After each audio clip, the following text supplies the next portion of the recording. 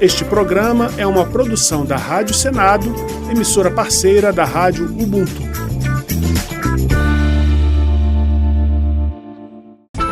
Dedo de prosa, um tema de interesse do cidadão.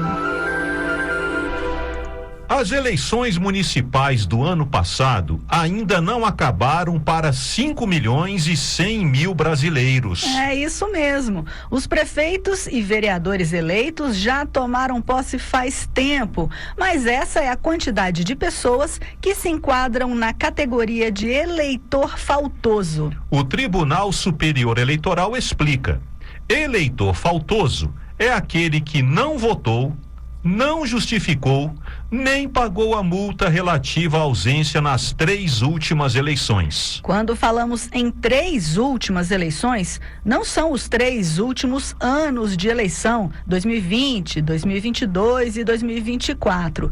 Cada turno de votação é contabilizado como uma eleição. Então, se na cidade onde você mora teve segundo turno na eleição para prefeito, foram 2 eleições só no ano passado. E como você pode saber se é um eleitor faltoso? Simples. É só acessar o site do Tribunal Superior Eleitoral, tse.jus.br. Vou repetir, tse.jus.br. E no canto direito clicar em Situação Eleitoral. Você também pode usar o aplicativo e-Título ou, se preferir, comparecer pessoalmente a um cartório eleitoral. Se você descobrir que está em falta com a Justiça Eleitoral, é bom ficar esperto, porque o prazo para acertar as contas é 19 de maio. Como a gente sabe que você foge de problema, não vá ganhar um problemão por perder o prazo, hein?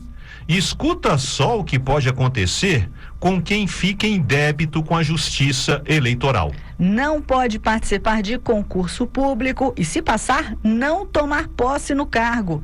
Não recebe salário ou qualquer remuneração de cargo ou função pública ou mesmo de fundações mantidas ou financiadas pelo governo. Não pode participar de concorrência pública. Não consegue tirar passaporte ou carteira de identidade.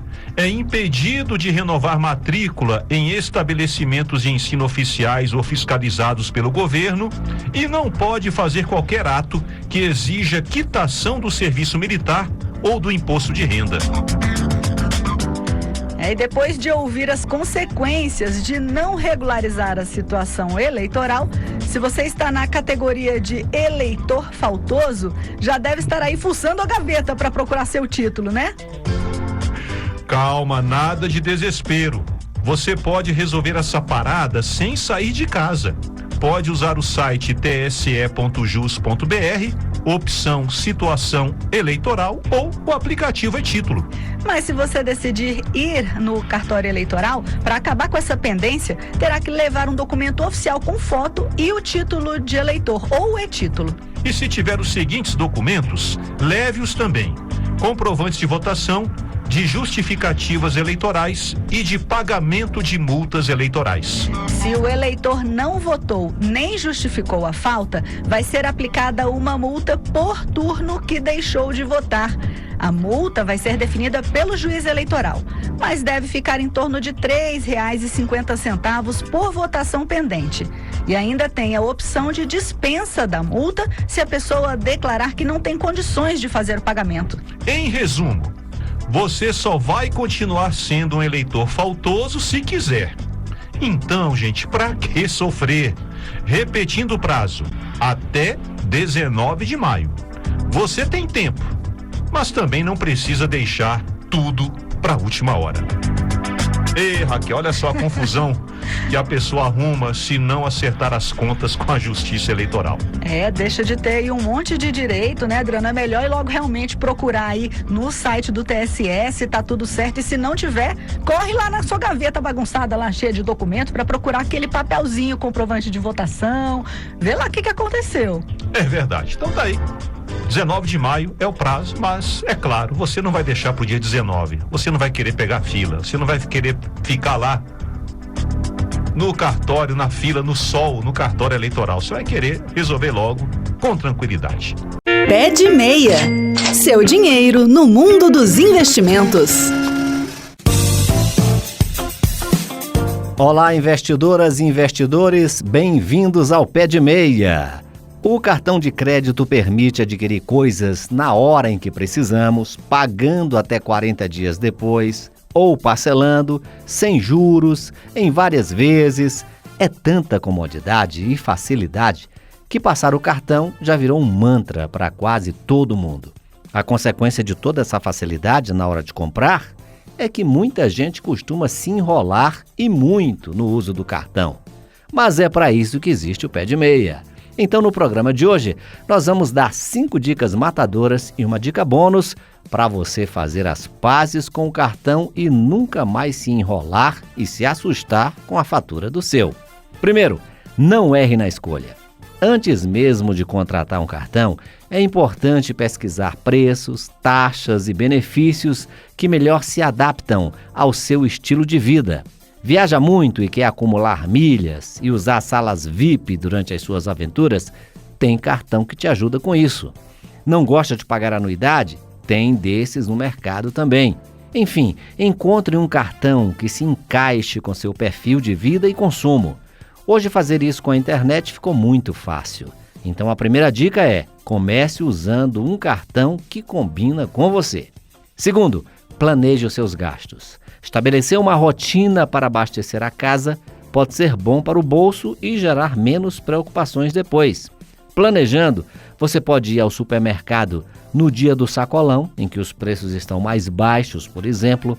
Ao contrário, se você usa livremente o cartão, sem se preocupar com a chegada da fatura, a tendência é perder o controle das finanças mais facilmente.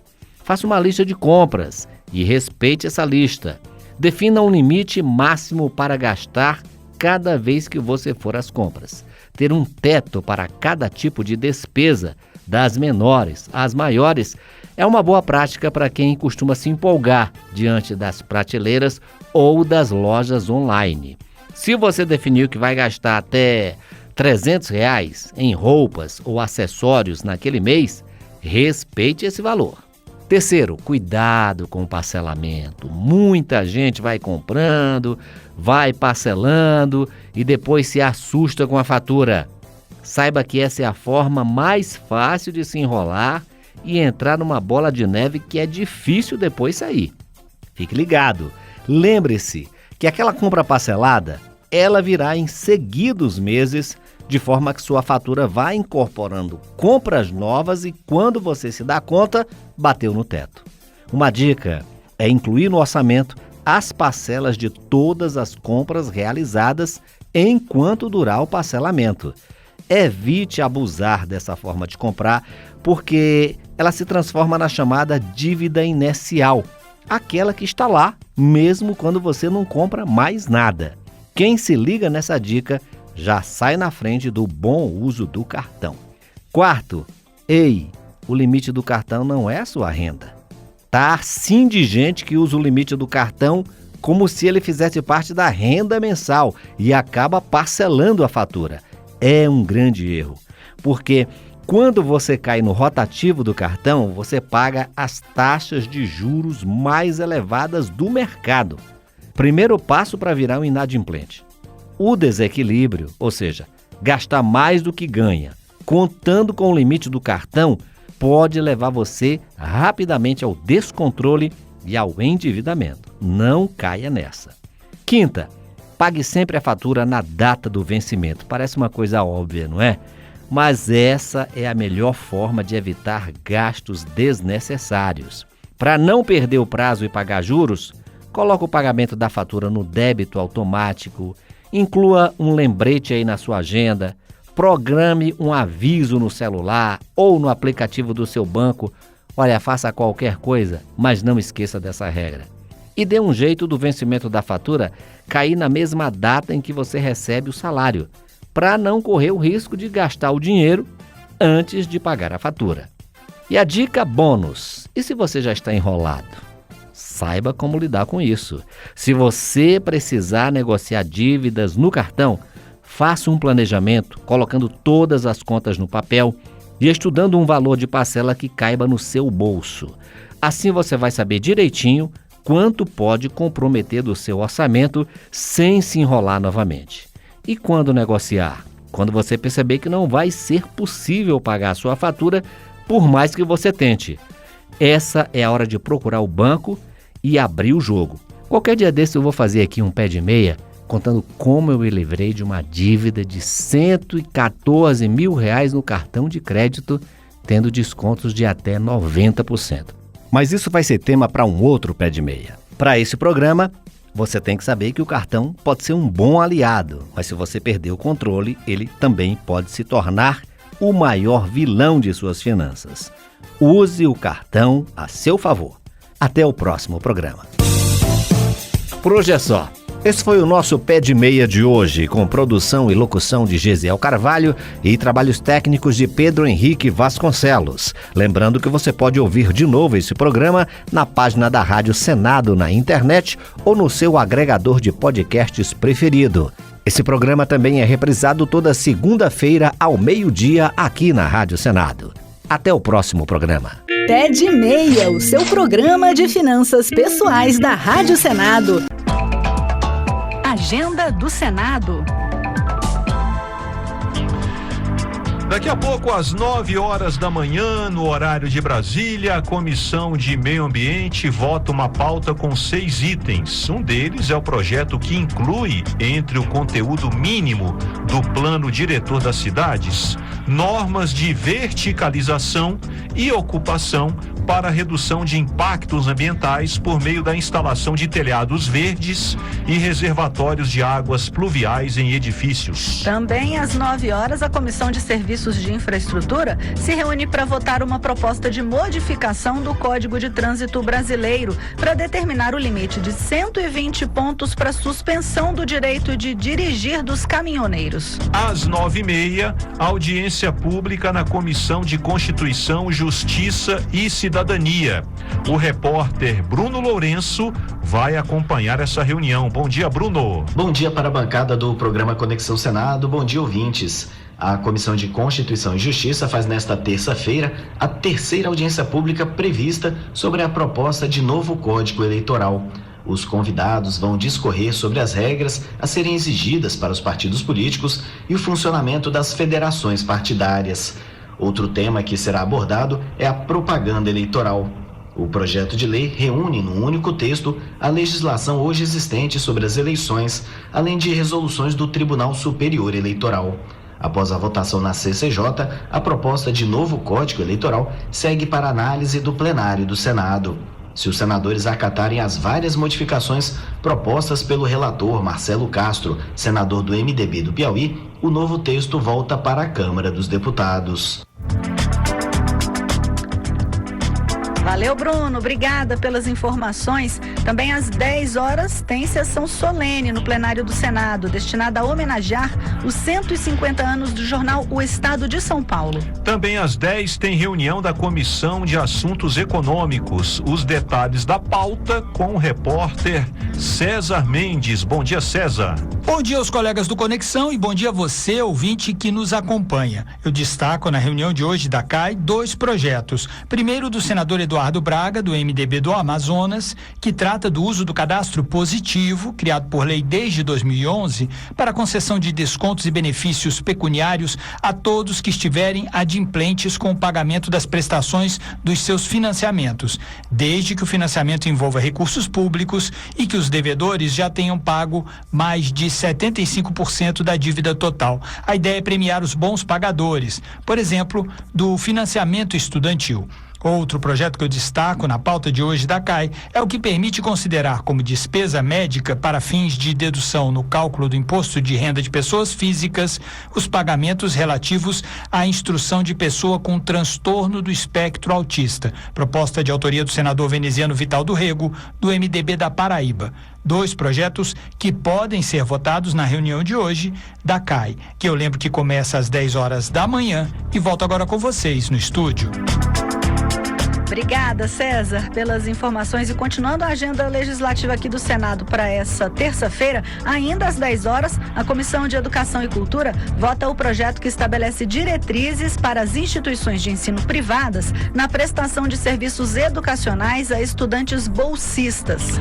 Vamos agora para a faixa das 11 horas. A CPI das Bets se reúne para ouvir 2 depoimentos. Quem traz as informações para a gente é a repórter Marcela Diniz. Bom dia, Marcela. Bom dia a todos do Conexão Senado. Bom dia aos ouvintes também. Pois é, o primeiro depoimento esperado para hoje na CPI das Bets é da advogada Adélia de Jesus Soares, dona da Payflow, processadora de pagamentos limitada. De acordo com a relatora da CPI, a senadora Soraya Tronic do Podemos de Mato Grosso do Sul, investigações da Polícia Civil do Distrito Federal apontaram que essa empresa era de fachada para encobrir crimes de lavagem de dinheiro vinculados a jogos de azar. O segundo depoimento é de um representante da empresa Peach Blossom River Technology. Até esta segunda-feira ainda não havia confirmação de quem viria para prestar esse depoimento, mas a empresa também é suspeita de envolvimento em operações ilícitas ligadas a plataformas de apostas online. Além desses 2 depoimentos, os integrantes da CPI poderão votar um pedido de convocação do influenciador digital Giliardi Vidal dos Santos. Ele é filho da também influenciadora Deolane Bezerra. Deolane deixou de prestar depoimento à CPI, amparada por um habeas corpus, e o filho dela também divulga plataformas de jogos online e poderá ter de vir prestar esclarecimentos aos senadores sobre essas atividades. Voltamos ao estúdio. Obrigada, Marcela Diniz, pelas informações. E a gente continua com a agenda também. Às 11 horas, tem audiência pública da Comissão de Segurança Pública para obter informações e esclarecimentos sobre um áudio vazado de Eduardo Tagliaferro, ex-assessor do ministro Alexandre de Moraes, acerca de ameaças de morte contra ele.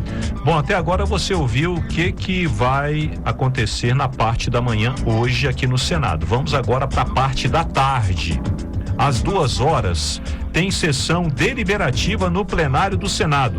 A pauta de votações com a repórter Érica Christian. Bom dia, Érica. Bom dia, Adriano. Bom dia, Raquel. E uma excelente terça-feira para todos os ouvintes da Rádio Senado. E os senadores podem votar hoje regras que só vão permitir o uso do símbolo internacional de acessibilidade apenas nos locais onde as pessoas com deficiência, de fato, possam circular. O plenário deve analisar ainda o projeto para que estados e municípios usem os recursos da educação transferidos pelo governo federal em ações diferentes da destinação inicial. Hoje, a Lei de Responsabilidade Fiscal proíbe o gasto de dinheiro que não seja no fim previsto. A sessão do plenário está prevista para começar às 2 horas com os discursos e às 4 horas com as votações. E tudo será transmitido ao vivo pela Rádio Senado, TV Senado e pelo canal da TV Senado no YouTube. A todos os nossos ouvintes, uma excelente terça-feira. Adriano, Raquel. Obrigada, Érica. E também às 2 da tarde tem audiência pública da Comissão de Direitos Humanos e Legislação Participativa para debater a criação do Dia Nacional da Conscientização sobre a Paralisia Cerebral, a ser celebrado em 6 de outubro. No mesmo horário, 2 horas, a Comissão de Transparência, Governança, Fiscalização e Controle e Defesa do Consumidor vota o projeto que reduz o valor mínimo de contratação a partir do qual é obrigatória a implantação do programa de integridade pelo contratado. E às 3 da tarde, essa comissão, a CTFC, vai ouvir o ministro da Previdência Social, Carlos Lupe, sobre a greve dos peritos médicos do INSS. No entanto, Raquel, essa era a pauta original.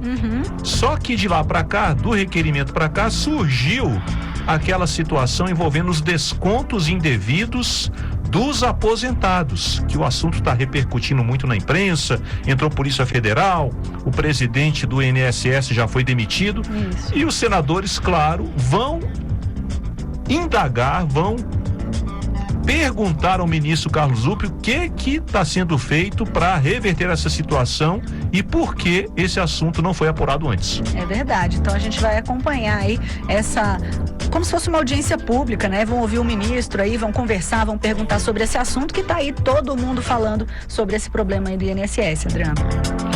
É isso, essa é a agenda de hoje, então, do Senado. E para acompanhar os trabalhos legislativos, acesse senado.leg.br/atividade. Entrevista.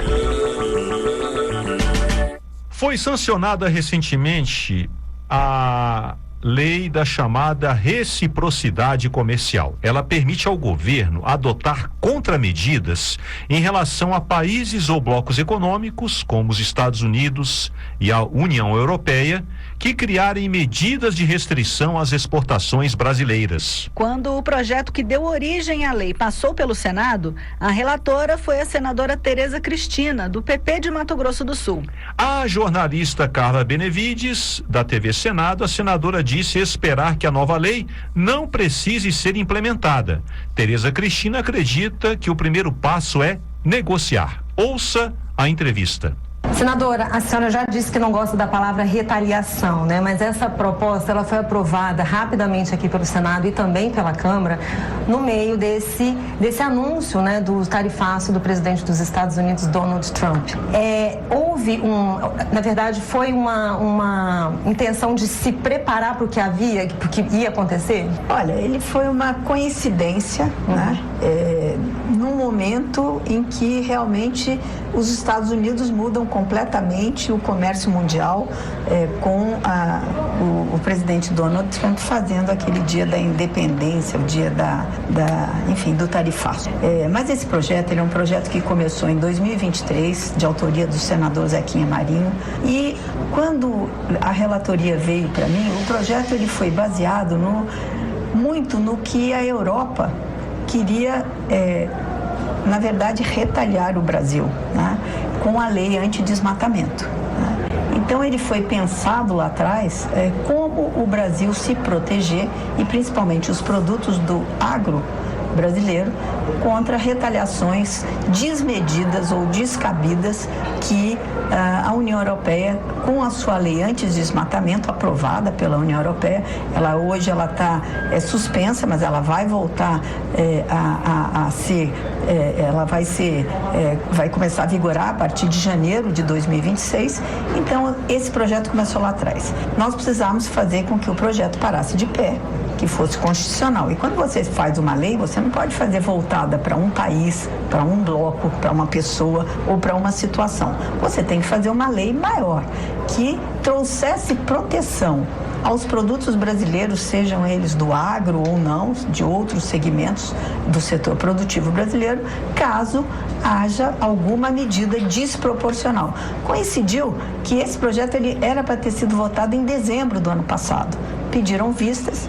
E aí, na volta do ano legislativo, nós voltamos a trabalhar, já tínhamos feito várias audiências públicas, voltamos a trabalhar, e aí com os Estados Unidos dizendo que ia colocar retaliações sobre produtos do mundo todo, não só do Brasil, então o projeto ele realmente ganhou tração e velocidade por conta do momento. Mas ele é um projeto que vinha sendo trabalhado, discutido já há mais de um ano.